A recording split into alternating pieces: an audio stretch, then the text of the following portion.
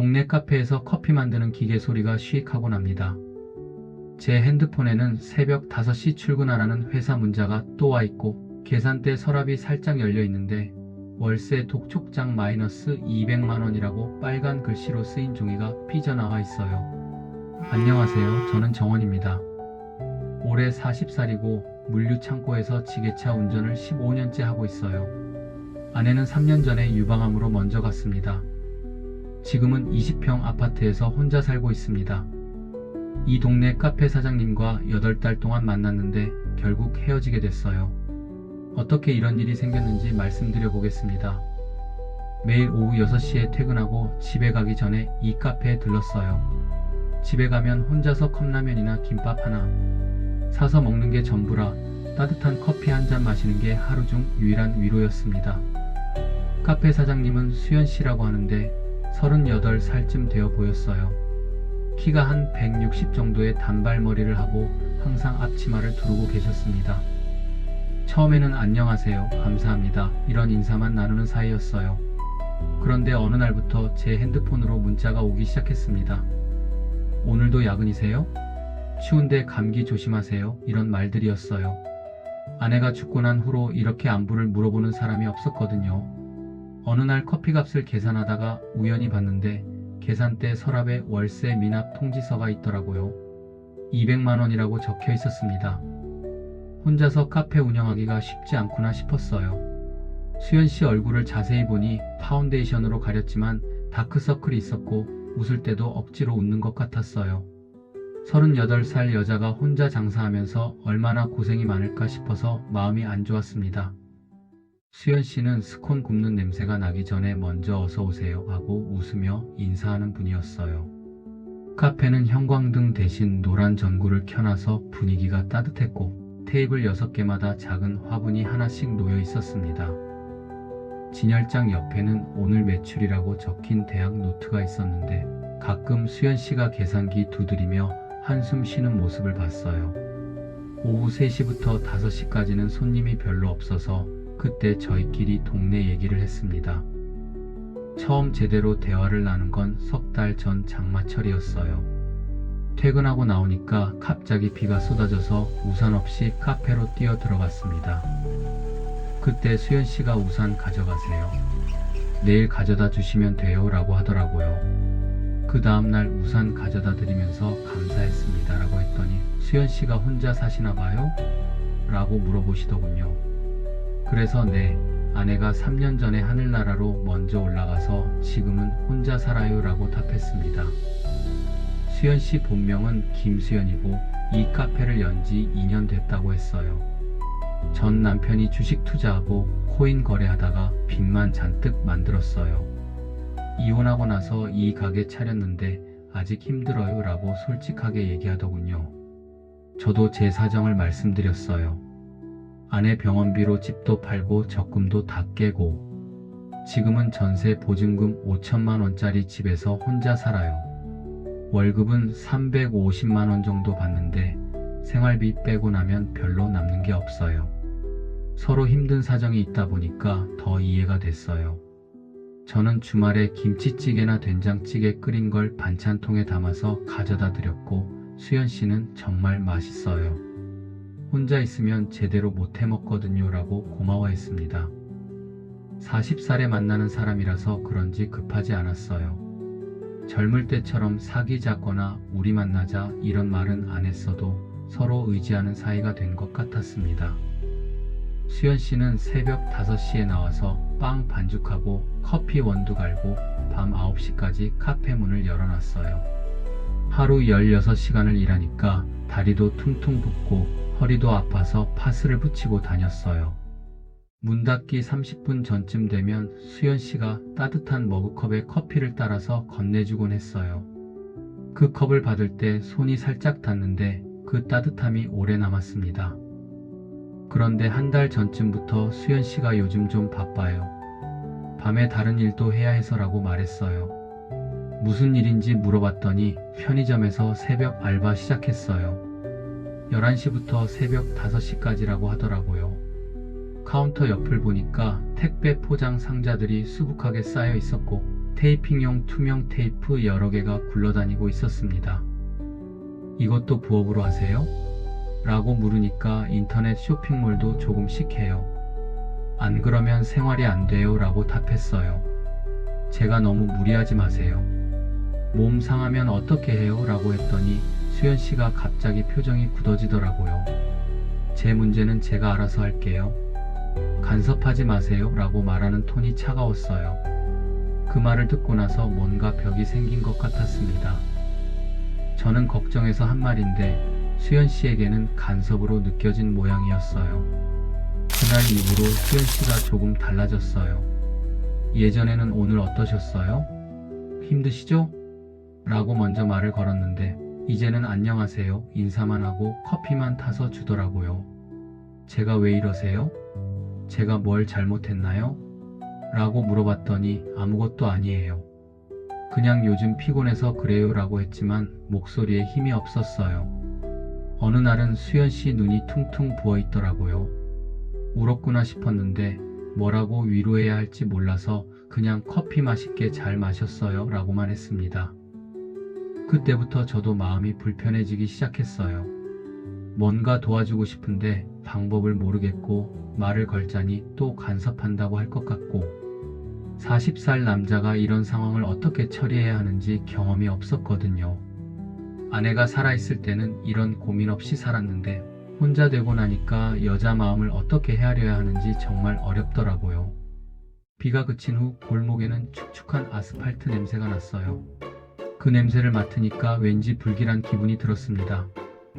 그날은 평소보다 일찍 퇴근해서 오후 5시쯤 카페에 갔는데 카페 뒤쪽 비상계단에서 남자 목소리가 들렸어요. 목소리가 크고 거칠어서 저절로 귀를 기울이게 됐습니다. 저번에는 1,000만 원 달라고 했잖아. 왜 이번에는 3,000만 원이야? 이자가 얼마나 붙었다고? 그 말을 듣는 순간 온몸이 얼어붙었어요. 수연 씨 목소리는 떨리면서 작았습니다. 아버님, 조금만 더 시간을 주세요. 장사가 안 돼서. 진짜 돈이 없어요. 시간? 벌써 6개월 넘었어. 이번 달 안에 못 갚으면 가게 넘겨받는다. 저는 그 자리에서 움직일 수가 없었어요. 수연 씨가 사채업자한테 돈을 빌렸구나. 그래서 그렇게 힘들어했구나 싶었습니다. 남자가 가고 난 후에 카페 안으로 들어갔는데 수연 씨가 카운터 뒤에서 울고 있더라고요. 화장이 다 번져서 판다처럼 됐었어요. 수연 씨 괜찮으세요? 제가 물어봤더니 깜짝 놀라면서 언제 오셨어요? 아무것도 아니에요 라고 했는데 목소리가 완전히 갈라져 있었어요. 방금 전 얘기 들었어요. 얼마나 힘드셨을까요? 그렇게 말했더니 수연 씨가 들었으면 들었다고 하지 왜 모른 척 했어요? 라고 화를 내더라고요. 저는 어떻게 위로해야 할지 몰라서 제가 도와드릴 수 있는 일이 있으면 말씀해 주세요 라고 했습니다. 그랬더니 수연 씨가 도와준다고요? 어떻게 도와줄 건데요? 3,000만 원 있어요? 라고 따져 물었습니다. 그때 저는 순간적으로 있어요 라고 대답했어요. 사실 적금하고 예금 통장에 4,000만 원 정도 있거든요. 아내 사망보험금이랑 제가 모은 돈이었습니다. 수연 씨가 진짜요? 라고 눈을 크게 뜨면서 물어봤는데 그 순간 뭔가 잘못됐다는 느낌이 들었어요. 하지만 이미 말이 나간 상황이었죠. 집에 가면서 계속 생각해봤는데 제가 너무 성급했나 싶었어요. 돈 얘기를 이렇게 쉽게 했다가는 관계가 이상해질 수도 있겠다는 생각이 들었습니다. 수연 씨가 그렇게 힘들어하는데 제가 도와드리지 않으면 누가 도와드릴까요? 하지만 돈 문제는 정말 조심스러운 일이잖아요. 다음날 회사에서도 일에 집중이 안 됐어요. 지게차 운전하면서도 자꾸 수연 씨 생각만 났습니다. 어제 울던 모습이 계속 머릿속에 떠올랐어요. 점심시간에 은행에 가서 제 통장 잔고를 확인해 봤어요. 정기 예금 2,000만 원, 적금 1,500만 원, 보통 예금 500만 원, 총 4,000만 원 정도 있었습니다. 아내 사망보험금 2,000만 원하고 제가 15년 동안 모은 돈이었어요. 은행 직원한테 3,000만 원 출금하려면 어떻게 해야 하나요? 라고 물어봤더니 정기 예금 해지하시면 됩니다. 신분증 가져오시면 바로 처리해드려요 라고 했어요. 오후에 카페에 갔는데 수연 씨가 어제보다는 좀 나아 보였어요. 어제는 죄송했어요. 너무 예민했나 봐요 라고 먼저 사과하더라고요. 저는 괜찮아요. 힘든 일이 있으시면 언제든 말씀해 주세요 라고 했어요. 그랬더니 수연 씨가 정말 도와주실 거예요? 어제 3천만 원 있다고 하셨잖아요 라고 조심스럽게 물어봤습니다. 네, 도와드릴 수 있어요. 언제까지 필요하세요? 제가 그렇게 말하니까 수연 씨 눈에서 눈물이 나더라고요. 정말 감사해요. 이번 주 금요일까지만 빌려주시면 돼요. 꼭 갚을게요. 그날 저녁에 은행에 가서 정기 예금을 해지했어요. 3천만 원을 현금으로 찾아서 봉투에 넣었습니다. 생전 처음 이렇게 큰 돈을 빌려주는 거라 손이 떨렸어요. 다음날 오후에 카페에 가서 봉투를 건네줬어요. 급하실 텐데 이거라도 먼저 쓰세요. 시간 나실 때 갚으시면 돼요. 수연 씨가 봉투를 받으면서 평생 잊지 않을게요 라고 했습니다. 하지만 그때부터 뭔가 이상해지기 시작했어요. 돈을 빌려준 후로 오히려 수연 씨가 저를 피하는 것 같았거든요. 예전처럼 편하게 대화하지 못하고 어색한 분위기가 계속됐어요. 제가 괜찮으세요? 뭔가 불편하신 것 같은데라고 물어봤더니 아니에요. 그냥 죄송해서 그래요 라고 했어요. 도와드리려고 한 일인데 오히려 관계가 멀어지는 것 같아서 마음이 복잡했습니다. 일주일이 지나고 2주일이 지났는데도 수연 씨한테서 연락이 없었어요. 카페에 가봐도 안녕하세요, 감사합니다, 인사만 하고 예전처럼 이런저런 얘기는 안 하더라고요. 한 달이 지났을 때쯤 이상한 느낌이 들었어요. 카페 셔터가 평소보다 일찍 내려가 있는 날이 많아졌고 문 앞에 잠시 외출 팻말이 자주 붙어 있었습니다. 어느 날 오후에 갔는데 완전히 문이 닫혀 있더라고요. 유리창을 통해 안을 들여다보니 테이블과 의자들이 그대로 있는데 진열장은 텅 비어 있었어요. 옆 가게 사장님한테 물어봤더니 카페 사장님이 3일 전에 짐 싸서 나갔다고 했어요. 월세도 밀려서 집주인이 계약 해지했다고 하던데라고 하더라고요. 집에 와서 수연 씨한테 전화를 걸어봤는데 현재 사용하지 않는 번호입니다라는 안내 멘트만 나왔어요. 문자를 보내도 전달되지 않았습니다. 그제서야 제대로 된 사기를 당했다는 걸 깨달았어요. 수연 씨가 처음부터 제 돈을 노리고 접근한 건지 아니면 정말 급해서 그런 건지는 모르겠지만 결과적으로는 3천만 원을 잃어버린 거죠. 회사 동료한테 이 얘기를 했더니 형, 요즘 그런 사기 많아요. 중년 남자들 돈 있는 거 알고 접근해서 연인 행세하다가 돈 빼먹고 튀는 거 말이에요 라고 하더라고요.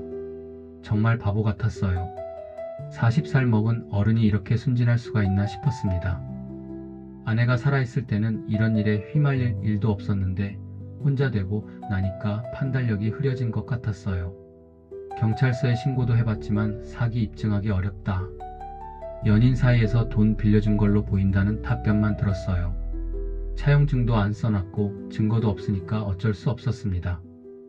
그 후로 한 달 동안 잠도 제대로 못 자고 밥도 제대로 못 먹었어요. 돈을 잃은 것보다도 사람을 잘못 믿었다는 게 더 충격이었거든요. 진짜 좋아했는데 그게 다 거짓이었나 싶어서 마음이 너무 아팠습니다. 그날 밤부터 저는 매일 일기를 쓰기 시작했어요. A4 용지에 볼펜으로 그날 있었던 일과 제 마음을 적었습니다. 첫 번째 날 돈을 잃은 게 아니라 사람을 잃었다. 그게 더 아프다. 다섯 번째 날 내가 너무 외로워서 판단력을 잃었나? 아내가 죽고 나서 누군가한테 의지하고 싶었던 것 같다. 10번째 날 수연 씨가 정말 사기꾼이었을까? 아니면 정말 급해서 그랬던 걸까? 아직도 잘 모르겠다. 일기를 쓰면서 조금씩 정리가 됐어요. 제가 왜 이런 일을 당했는지, 어디서부터 잘못됐는지 생각해 봤습니다. 첫 번째 실수는 너무 급하게 도와주려고 했다는 거예요. 상대방이 정말 도움을 원하는지, 제가 도울 수 있는 상황인지 충분히 생각해 보지 않았어요. 두 번째 실수는 돈 문제를 너무 쉽게 생각했다는 거예요. 3천만 원이라는 큰 돈을 차용증도 없이 빌려줄 게 아니었어요. 아무리 좋아하는 사람이라도 최소한의 절차는 지켰어야 했습니다. 세 번째 실수는 제 감정에만 치우쳤다는 거예요. 수연 씨의 입장에서 생각해 볼 필요도 있었는데 저는 제가 도와주고 싶다는 마음만 앞섰어요. 회사 선배한테 이 얘기를 했더니 정원아, 너가 나쁜 사람 만난 게 아니야. 너가 좋은 사람이어서 당한 거야. 다만 다음에는 조금 더 신중하게 해라고 위로해 주더라고요. 어머니한테도 전화드려서 이 일을 말씀드렸어요. 정원아, 돈은 또 벌면 되는데 건강만 잃지 마라. 그리고 다음에는 엄마한테 먼저 상의해라라고 하시더군요. 한 달 반이 지나고 나서야 조금씩 마음이 정리됐어요. 3천만 원은 큰 돈이지만 제가 다시 모을 수 있는 돈이에요. 앞으로 3년 정도 더 열심히 일하고 아껴 쓰면 될 일이죠. 그보다 더 중요한 건 이런 경험을 통해서 배운 게 있다는 거예요. 사람을 사귈 때 어떻게 해야 하는지, 돈 문제는 어떻게 처리해야 하는지 알게 됐거든요. 수연 씨에 대한 마음도 조금씩 정리됐어요. 미워하지는 않아요. 그 사람도 나름 어려운 사정이 있었을 거라고 생각해요. 다만 앞으로는 이런 식으로 접근하는 사람이 있으면 더 조심할 거예요. 지금은 그 일이 있은 지 석 달이 지났어요. 그 카페 자리에는 새로운 치킨집이 들어왔습니다. 교촌 치킨이라는 간판이 달려있고 젊은 사장님 부부가 운영하고 있어요. 가끔 그 앞을 지나갈 때면 수연 씨 생각이 나요.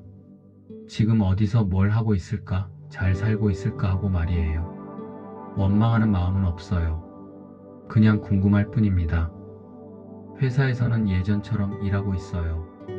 지게차 운전하고 동료들하고 점심 먹고 야근할 때는 야근하고 일상은 별로 달라진 게 없습니다. 다만 퇴근 후에 카페에 들르는 습관은 없어졌어요.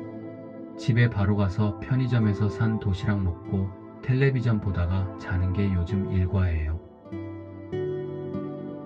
주머니에는 수연 씨가 마지막에 준 쪽지가 아직 들어있어요. 정말 고마워요. 꼭 갚을게요 라고 적힌 종이인데 버리지 못하고 계속 가지고 다녀요. 어머니가 이제 다른 사람 만날 생각 안 하니? 라고 물어보세요. 좋은 사람 소개해줄까? 하시는데 아직은 마음이 준비가 안 됐어요. 40살에 다시 사랑을 시작한다는 게 이렇게 어려운 줄 몰랐어요. 젊을 때는 실패해도 다시 시작하면 됐는데 이 나이에는 한 번 실패하면 회복하는데 시간이 오래 걸리더라고요. 하지만 포기하지는 않을 거예요. 언젠가는 정말 좋은 사람을 만날 수 있을 거라고 생각해요. 다만 그때는 더 신중하게, 더 똑똑하게 사귈 거예요. 여러분들도 저처럼 혼자 사시는 분들 많으실 텐데 새로운 사람을 만날 때는 조심하세요. 특히 돈 문제는 정말 신중하게 하시고요. 사랑한다고 해서 무조건 다 해주는 게 사랑이 아니에요. 서로를 존중하고 적당한 선을 지키면서 천천히 알아가는 게 진짜 사랑인 것 같아요. 지금도 가끔 외롭긴 해요. 집에 혼자 있으면 누군가 옆에 있었으면 좋겠다는 생각이 들거든요. 하지만 급하게 서두르지는 않을 거예요. 좋은 사람은 기다리면 언젠가 나타날 테니까요. 이 이야기를 들으시는 분들 중에도 비슷한 경험이 있으신 분들 계실 거예요. 실망하지 마시고 너무 자책하지도 마세요. 우리 모두 배워가면서 사는 거니까요.